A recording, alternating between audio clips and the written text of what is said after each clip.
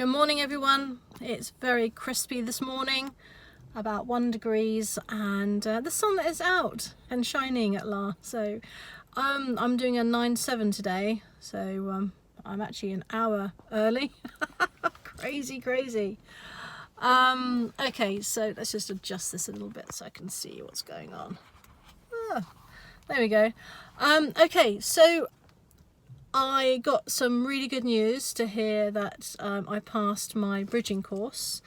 The bridging course, if you seem to remember, is the course that allowed us to bridge between an ECA and a student paramedic, and then if you were successful in that and there's a basis for the paramedic course for University of Cumbria, you had a possibility of getting into that placement.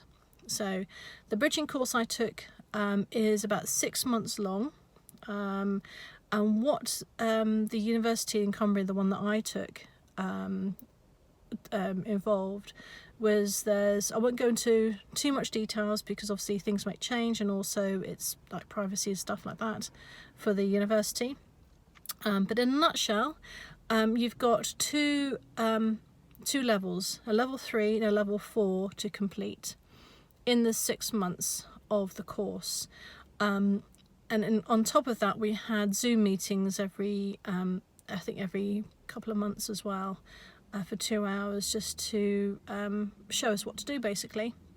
So the level 3 part of it is that you have what's called units that you need to complete. Now if you guys that may have done your ECA passports, it's basically where you are competent and confident to maybe put a chair into the back of a vehicle, or help strap in a patient, or maybe you know what an NP is and how to size it up for a patient. The unit that you need to tick off shows that you physically have done it. Now they would like you to do this in several ways. You can have a direct observation, so the paramedic sees that you take out the MP, for example, size it up against a patient, and then use it, and then they can say yes, this ECA has done this and selected the correct size, and and so for that one unit, it's got to be signed off twice.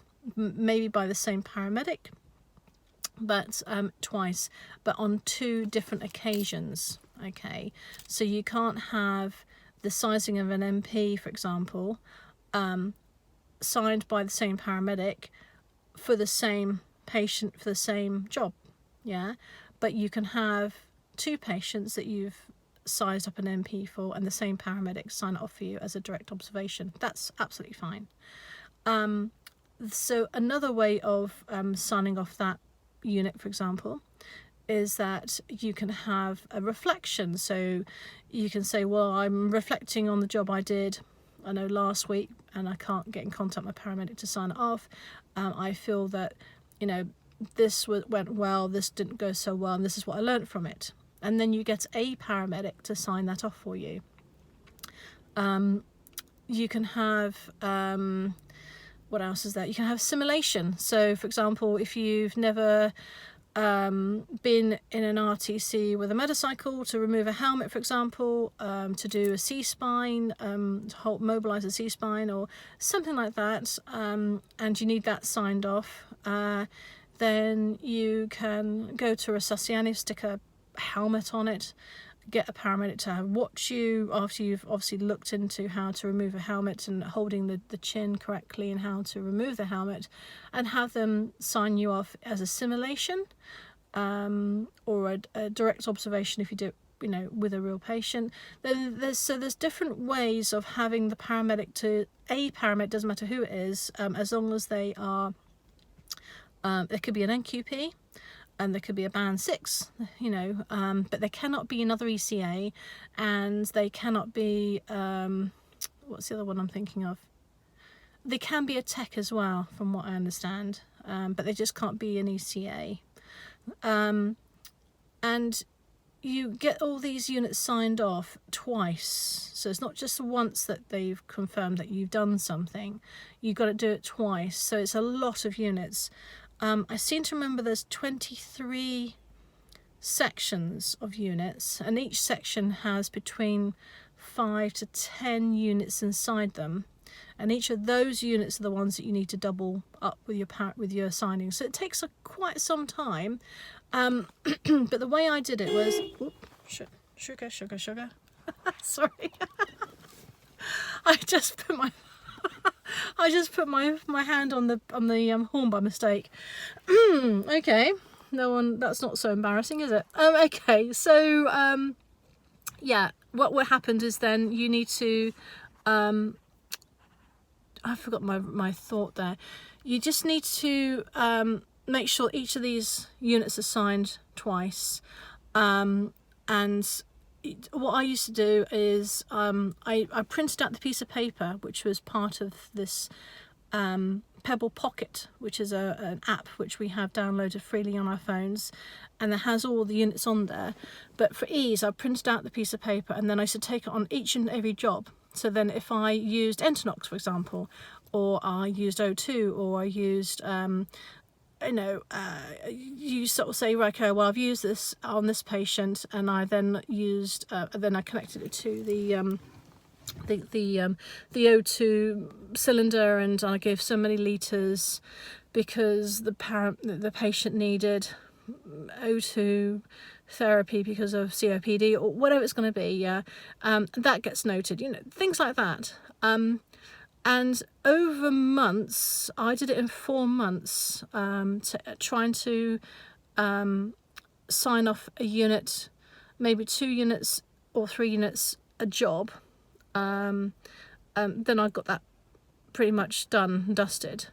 That then gets you then let your tutor know over at Cumbria. They have a look at the units and say, yes, that looks pretty good, we can then send it off when it's all finished. Or they'll come back and say, well, actually, could you sort of flush it out a little bit, which is what I had. 3 of mine came back and said, oh, it needs flushing out a little bit, need a little bit more information on X, Y and Z. So I redid a few units, or I flushed out a unit, or I did a reflection on something else, sent it off, and then I passed it. The level 4 you'll get after month 3 in the Cumbria one, if it's still doing the same as it before. And the level 4 is the writing side, so you'll get I think it's about 10, something like 10 assignments to write about, and each of those assignments, they might have between 2 and 3 sections to it. So the first assignment I had was only like 250 words, which took like half an hour, not even that, just to get you into the idea of writing. It'll help you figure out what you need to do referencing. They give you all the links, they give you everything. They give you the connection to link where all the journals are, where you need to take all your references from. And I mean, I have no idea how to reference, and I was able to do it. So they're not asking you to do referencing as 100% what a top uni student, level 5, level 6 would do. It's just introduction to. I think that's what they're aiming for, to gently get you into that. And so the next assignment I think was like 400 or 500 words, and then another one may have been under 300 words. So at the end, the very last one, it was the last one was about 750 words, and I did over 850 because there was no 10% either side on this particular course. I think in university, when you do an assignment, you have to be either 10% under or 10% over your limit for words, and there is no limit at the moment for Cumbria for the bridging course. When that happens, obviously your tutors will let you know. But that was I really enjoyed that, actually, in a sick way. So the way I went through my course was every night when I didn't have a late shift finishing like 2 o'clock in the morning, I would go home, get changed, and do about half an hour, writing up all my previous assets. So I used to upload it to the Pebble Pad. So you got Pebble Pocket, which is your mobile phone app. Then that goes up to Pebble Pad, which is in the cloud, which you can pick up from your laptop, or from your mobile phone. But you can just transfer your assets onto there, and then the uni guys can then look at that and then assess it for you. And it's just an easier way to write up your assets, I guess. Yeah, so I did that really, and within half an hour, then I've got things to do at home. I could do, when I wanted. I didn't sort of sit on my laurels every night and go, actually, I'll play the Xbox or something, which I'm kind of doing at the moment. But yeah, it was good. It was good. I really enjoyed the course actually, and the Cumbria tutors are so helpful. If you've got learning disabilities like myself, they are really helpful as well. They'll give you all the help you can, and yeah, and it was just amazing. And the other thing we did was our cohort.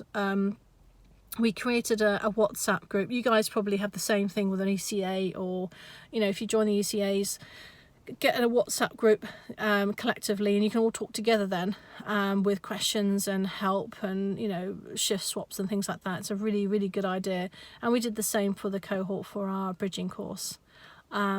So that's it in a nutshell really. Still working as an ECA when you're doing your bridging course, exactly the same as beforehand. You're just doing homework at home, and then you're just sending off your assets. The worst thing I felt about it was that I felt a bit worried about having to bug the paramedic to say, oh, could you sign this for me? Could you read it and sign it for me? And when to do that, just before break, after break, just before you go home. So if you've got a bit of downtime, which is quite unlikely at the moment, but it's doable. And just before you start the shift, say, oh, hi, I've got something I need to sign off. Do you mind if you can sign sometime today? Prepare your units the night before, like I did. If you want to do a reflection on something, you don't need them to they don't have to watch you do something. You can reflect on a last job, write it all up, make sure that it's all done and dusted, and then say, oh, could you read up my reflection of a job I did with whoever it was a week ago, and then if you're happy with that, could you sign it and grade it for me? So you can do work in the evening to get ready for the next day, and then that really helps with the timing, and it helps with signing of units.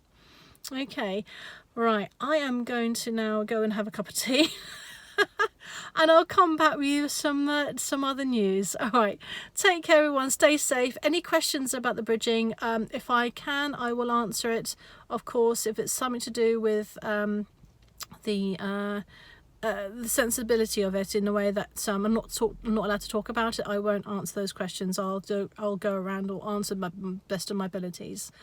Okay, take care everyone, bye bye for now.